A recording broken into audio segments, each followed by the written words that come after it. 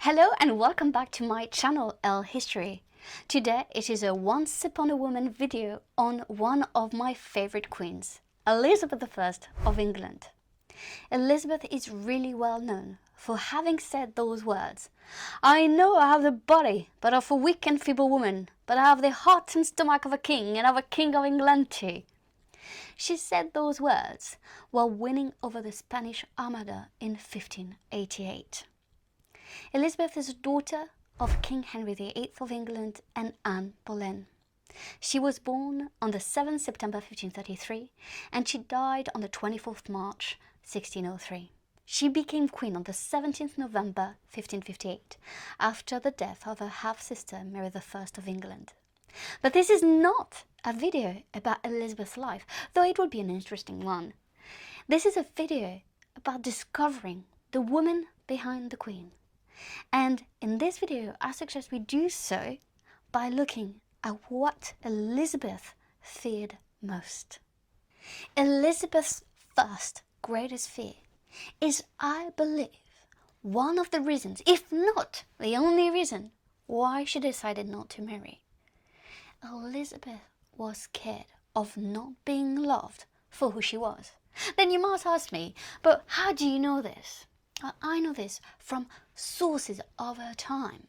In November 1570, during a private audience with the French ambassador Bertrand de Salignac, La Motte Fénelon, Elizabeth told him, "I will not marry a man who only honors me as a queen, but who will not love me as a woman." Here it was, during the years of marriage negotiations between France and England, Elizabeth was revealing what really was holding her back from marrying anyone, a man from France or any man actually.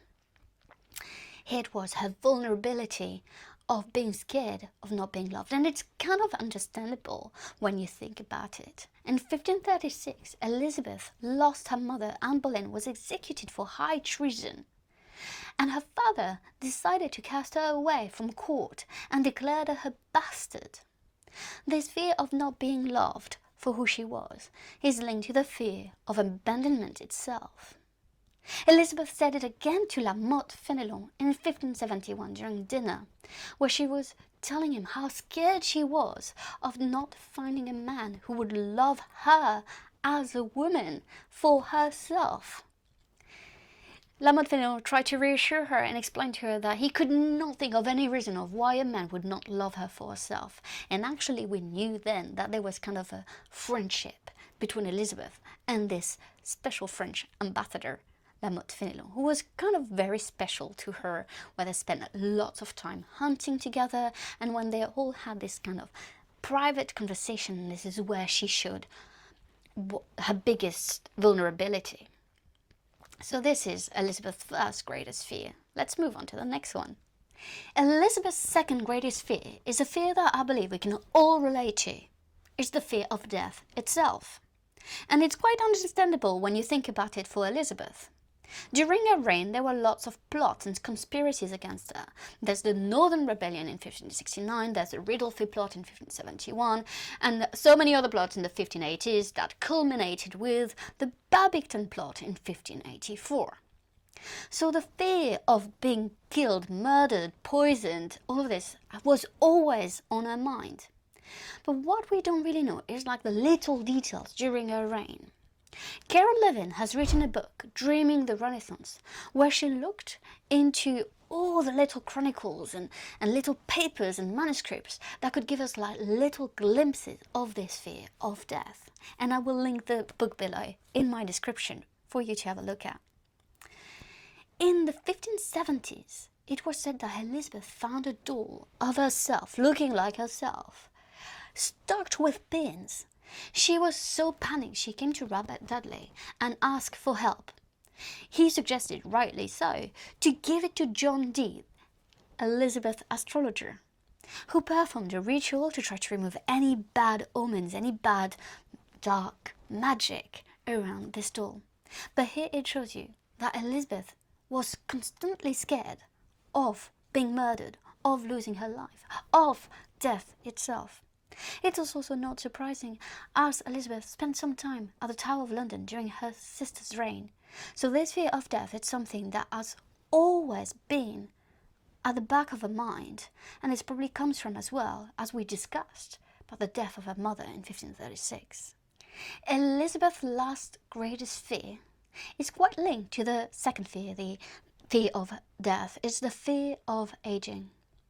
There was lots of pressure on women to look always beautiful and to look always young, and it was true in the past and it is true today, and I believe it will be true in the future.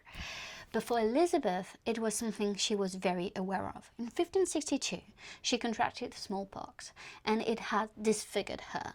She had scars, and she tried to hide them under like this white paste that she put on her face. But it's also something she kept doing because it would hide any sign of aging.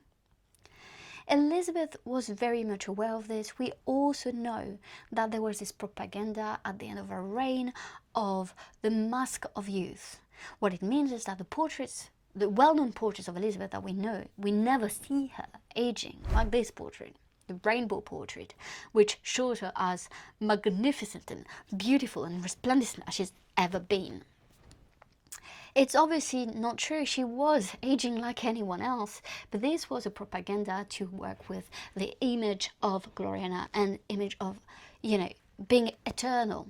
It's very linked to this itself. For Elizabeth, though, at some point in her life, she started not to care that much about what she looked like and about aging itself. So in 1597, she received again another French ambassador, André Hureau, Sieur de Metz. He was here to discuss a very important political and diplomatic matter. It was to make an alliance between France, England, and the Netherlands, who were fighting against the Habsburg Spain Empire. Elizabeth received him half naked, and the ambassador could not help but notice all her wrinkles and all the signs of aging. And yet she had never been so more powerful and so great that he was in awe of her being herself, being maybe vulnerable, but being herself and showing her true self to him. So this is, I think, an interesting fear, because I think that fear of aging, at the end of her life, Elizabeth, in her maybe public/private life, she kind of conquered it. And I think it's very unusual for her time, and it also gives kind of a contrast with the propaganda of Gloriana that was happening at the same time during those same years. That is it for me with my video on Elizabeth's greatest fears, but I hope you've enjoyed it. I hope you've enjoyed the content, and I will make more videos like this where it's like interesting facts about women's lives. If you like that video, please give a thumbs up and subscribe, and I'll see you at the next video on Once Upon a Woman. Thank you so much for your support and for watching. It means a lot to me. Thank you. Bye!